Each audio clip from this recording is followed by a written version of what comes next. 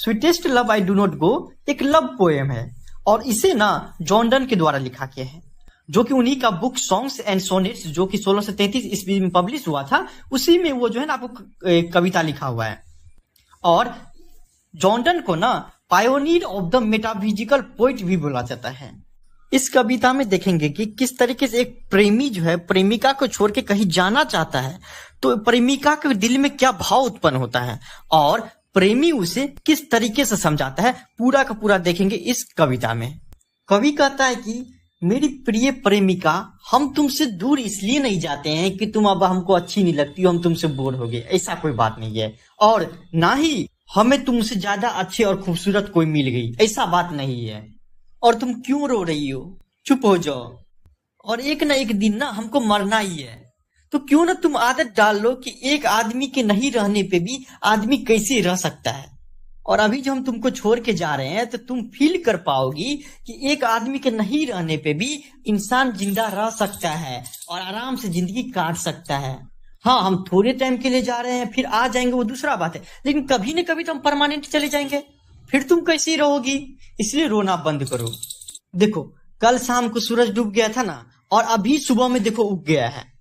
और ना तो सूरज के पास कोई फीलिंग है, ना परिवार है, ना किसी से प्यार करता है, फिर भी देखो वो अभी के अभी आ गया है, टाइम पे गया, टाइम पे आ गया। और हरे पगली, हम तो मतलब तुमसे प्यार करते हैं, हमारा तो घर परिवार है, तो सोचो हम नहीं आएंगे। इवन हम तो उससे जल्दी आ जाएंगे, क्योंकि हमको पता है कि तुम मेरा इंतजार करते रहोगी। सूरज से ज्यादा पंख होंगे मेरे पास, और उसकी तुलना में एक ज्यादा सच्चा कारण भी होगा तुम्हारे तक पहुंचने के लिए।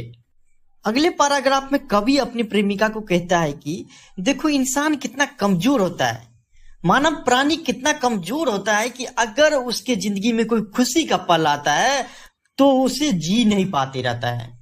अगर वो चाहे तो वो उसको बढ़ा नहीं सकता है, और चाहे तो उसको घटा नहीं सकता है। एक दिन आपका अच्छा चल रहा है, इसका मतलब नहीं है कि सब दिन आपका अच्छा ही चलते रहे। आप इसको बढ़ा नहीं सकते कि अच्छा आज मेरा अच्छा दिन चल रहा है तो कल भी होगा, परसों भी। आपके हाथ में ये बढ़ाना नहीं है। और किसी भी कारण बस मान लीजिए कोई इंसान अगर दुख होता है तो वो चाह कर भी कभी सोच सोच के और बढ़ा देते रहता है। एक दिन का दुख रहता है, 2 दिन 3 दिन 1 साल तक बढ़ा देते रहता है अर्थात। और मनुष्य अपनी सारी शक्ति इसमें लगा देता है कि यार मेरे साथ क्या हो गया है, इससे ज्यादा दुख भरी बात क्या हो सकती है, इससे ज्यादा मेरे साथ बुरा क्या हो सकता है। और इसको बढ़ा के आपको बढ़ाते जाते रहते हैं, और इंसान जो है ना पूरा का पूरा कमजोर हो जाते रहता है अपने दुख के सामने।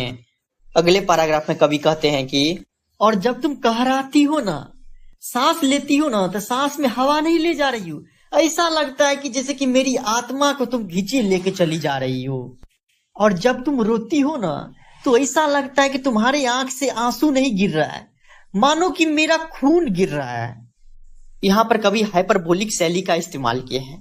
और तुम ना अब अपना भी समय बर्बाद कर रही हो और मेरा भी समय बर्बाद कर रही हो। अरे पगली, तुमको पता है कि हम ऐबे करेंगे, अभी जा रहे काम से 110% आएंगे, तो रो धो के कोई फायदा नहीं होने वाला है, हम 100% आएंगे। लास्ट पैराग्राफ में कवि कहते हैं कि तुम जो ये ओवर थिंकिंग कर रही हो, हद से ज्यादा सोच रही हो कि हम दूसरे रीजन से जा रहे हैं कि छोड़ी मोगी बोला, ऐसा कोई बात नहीं है। ओवर थिंकिंग करना बंद करो, कोई भी दूसरा रीजन नहीं है जाने का।